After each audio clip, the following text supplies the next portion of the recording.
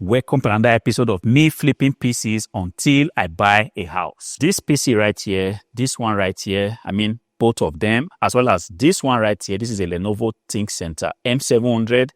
They have just been sold. Of course, not my keys.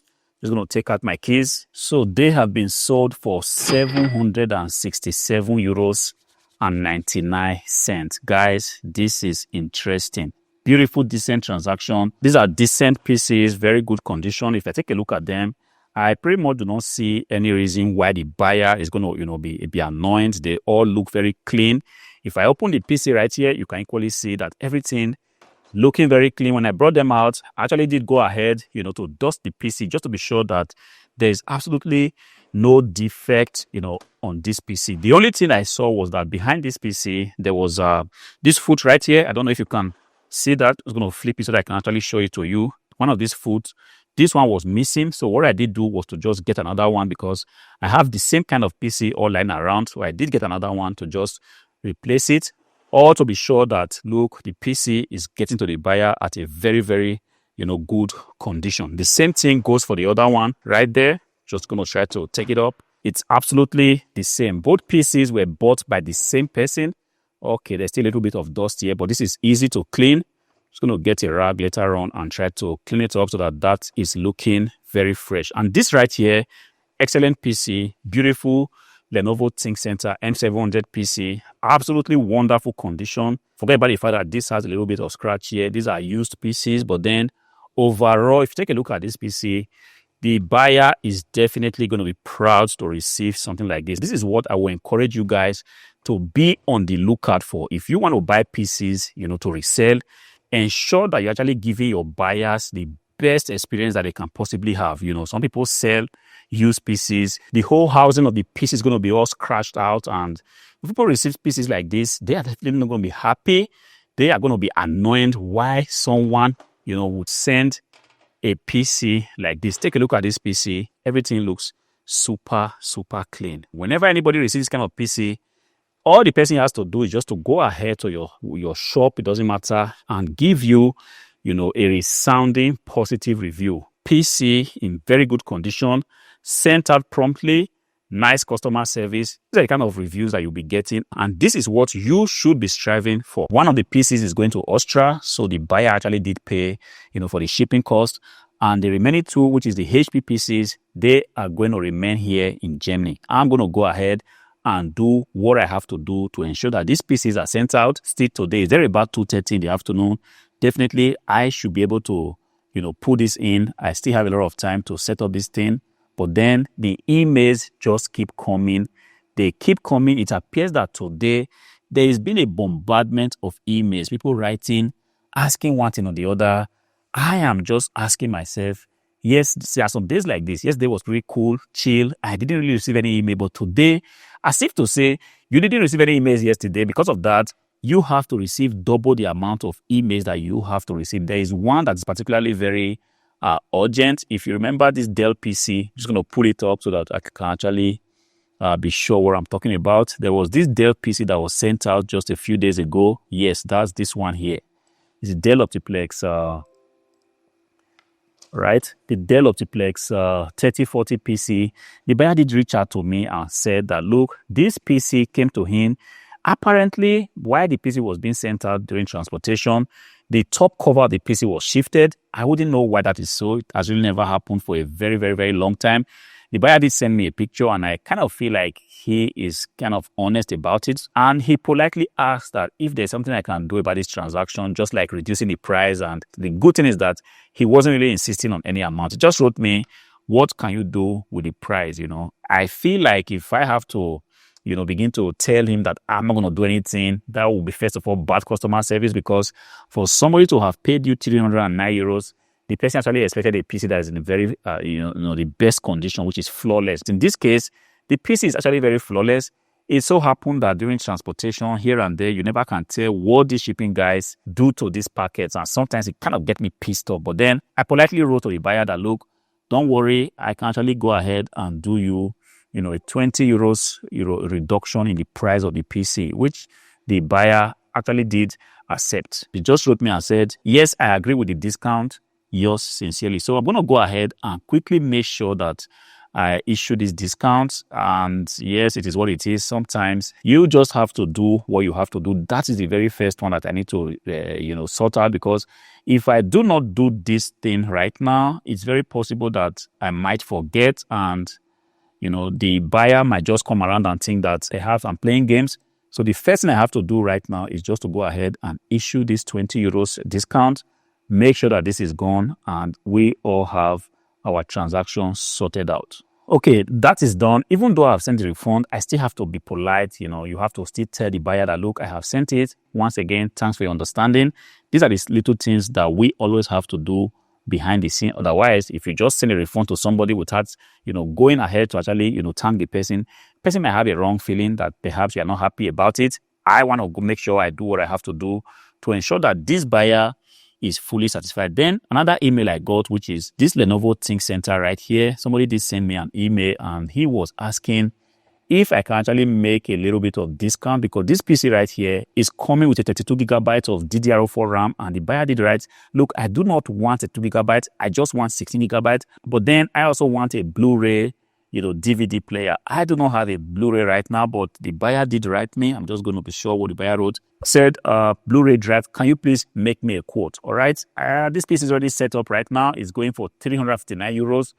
But I want to encourage this person, to actually go ahead and buy this PC. I currently, like I said, do not have a Blu-ray drive, but I would still write and say, look, I do not have a Blu-ray drive, but then if you really, really want a 16 gigabyte of DDR4 RAM PC, I can actually go ahead and do something, but I still need to be sure what kind of discount I can offer for this PC. I feel like the Blu-ray thing is something that anybody can just go ahead and buy him or herself and go ahead and install it, which is what I would possibly do to this buyer. I'm going to write that, look, you can actually go ahead and buy a Blu-ray drive. If you do not know how to install it, I'll be ready to make a YouTube video detailing you, step by step, how you can actually install this. If I have done that, I really do feel like if this person is, serious about buying this PC, he's going to go ahead and buy it. And I also received email from eBay. eBay is always asking for one thing or the other. Yes, I have to check my offers. I have to check that my offers are in compliance with these new directives, this product safety directive, even though I already have done everything I have to do. But I still did get an email that some of my offers are still not compliant with the new directive. Definitely, I have to be seen doing that later on today. And then eBay is always telling me to either sign up for something.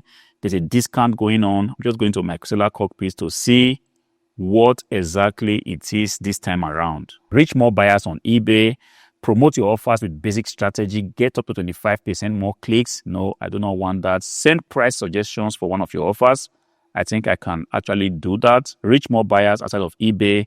Yes, eBay is actually pushing this external traffic thing. Get up to 45% more clicks. I have not used it because I really do think that eBay is a very big platform. And when people want to buy PCs, I'm just considering the fact that I live in Germany, and right here, we do not have a lot of options for people to actually go ahead and buy used PCs. If somebody wants to buy a used desktop PC now, a laptop, the first thing the person wants to think of is what offers are on eBay. If you're looking at buying new, perhaps some people might be thinking of, Amazon, but the fact that we are all constrained by budget, a lot of people want to first of all check what eBay has to offer. And because of that, I feel like if my offers are well optimized, like I have the right titles, I have the right description, the right pictures, and above all that, the price of my offer is very, very, friendly. If somebody ever gets to land on eBay, definitely he or she will be able to see my offer and make a decision whether to buy or not. Yes, it's also good if you want to really push the sales for that month.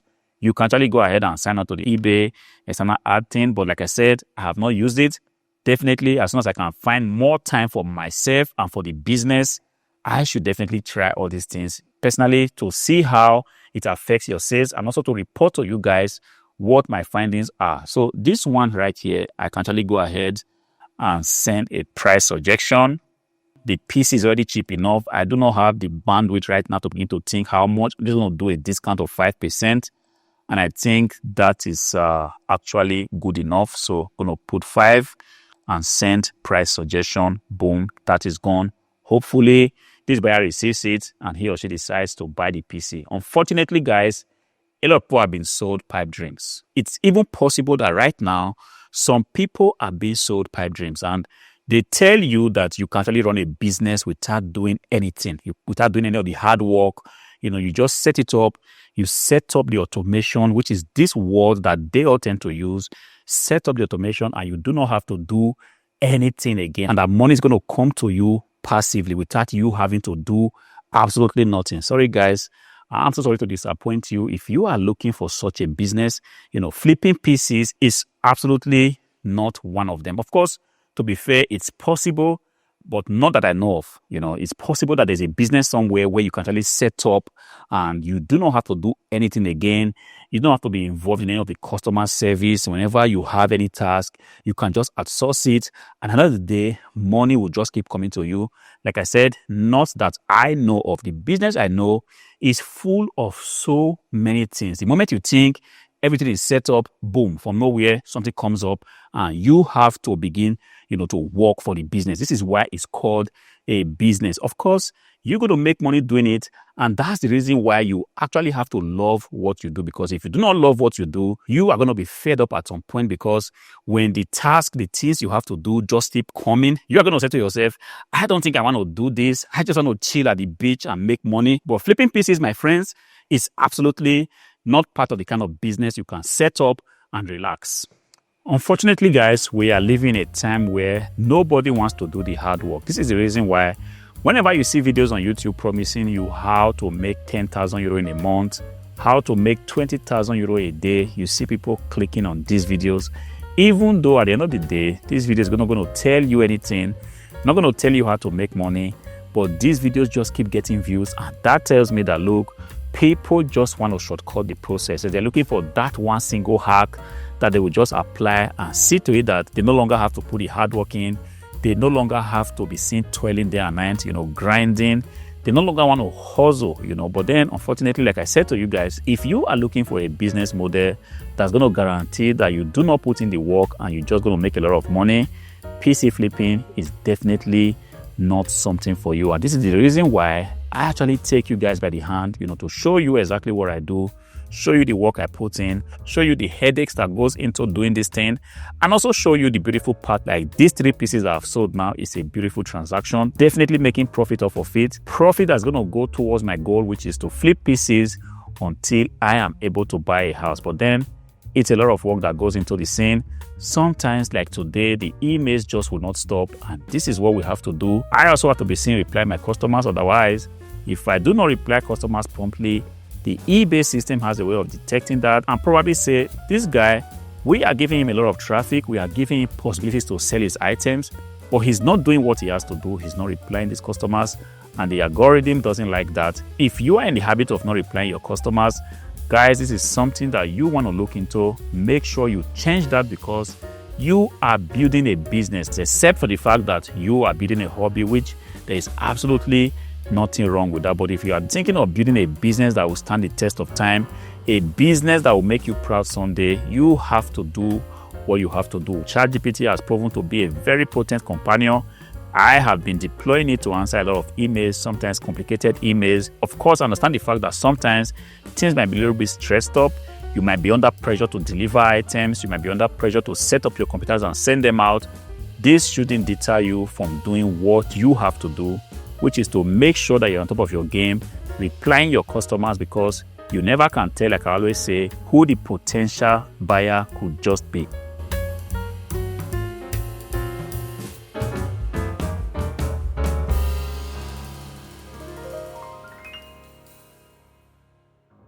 It's been one gymnastic to the other, but luckily the Lenovo Think Center is done, is packed, it's ready to go. It was a little bit difficult to set up for one reason or the other. I wouldn't know why.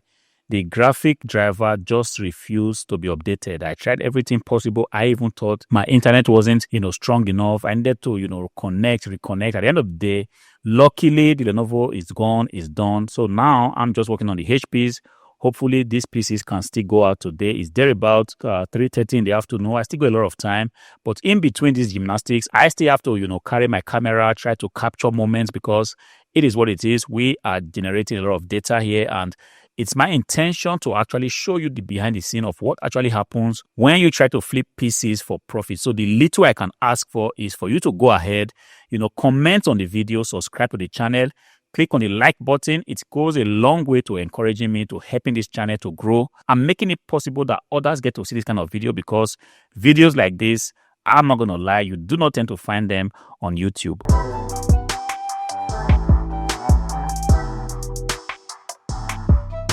I'm pretty sure a lot of you can relate to this feeling. You are expecting a package, you've been waiting whole day for this package to be delivered, and you have told yourself, I do not want to miss this package, because if I do miss it, it's going to be terrible. And you've been waiting patiently. You keep checking the tracking number, and the tracking says that the driver is going to be at your address today. So you are so sure the driver is on his way, and you are kind of waiting, a little bit impatient. And then for one reason or the other, you get a call that the driver has tried to deliver your packet. It wasn't possible. And because of that, the driver is going to try to deliver it again the next day. This was exactly what happened. I was furious for one moment. As soon as I saw this, this SMS, I was like, what the? I am here whole day waiting for this delivery to come through, and it's not coming through. What the hell is going on? I ran out, tried to look for the driver. Luckily for me, I saw the driver driving off. I had to quickly drive behind the driver to say, I need my packet delivered. It's kind of crazy, because I operate from a warehouse, and for one reason or the other, I do not know why these delivery drivers, they do not see, the entrance. Coincidentally, the warehouse shares the same number as the residential building that is just in the same compound. So whenever the delivery drivers come, they tend to go to the, the main entrance of the building.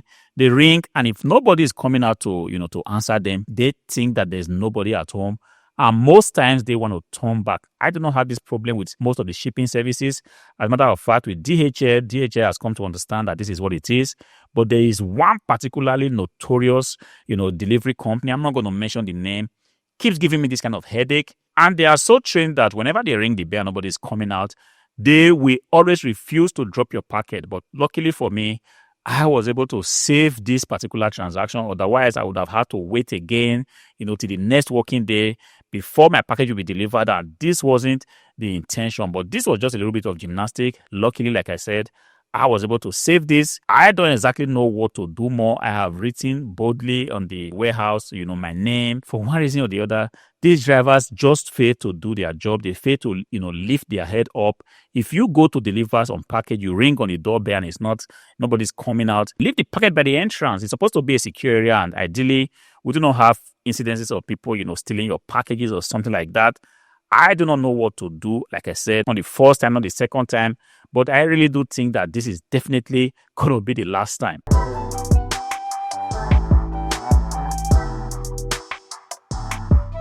All right, I think at this point, I can safely call it a day. It's been one successful day at the warehouse.